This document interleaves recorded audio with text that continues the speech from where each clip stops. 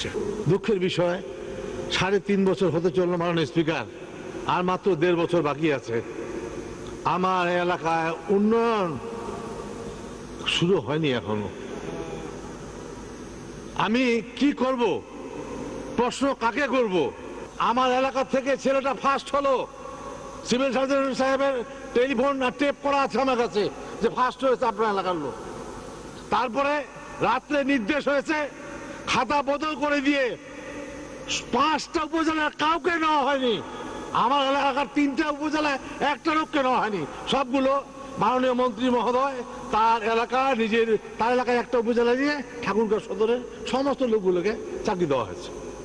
তারপর পোস্টিং দেওয়া হলো আমার এলাকাগুলোতে। তার 3 দিন পরে আবার পেছনে সবগুলো উড্ড হয়ে গেল। এই যদি হয় মাননীয় স্পিকার, তাহলে আমরা কি করব? আর ইকোনমিস্ট সহ বিদেশি পত্রিকায় সরকার বিরোধী প্রতিবেদন প্রকাশের তীব্র সমালোচনা করেন তথ্যমন্ত্রী আবুল কালাম আজাদ। প্রতিবেদন দুটি অসত্য, মিথ্যা ও উদ্দেশ্যপ্রণোদিত।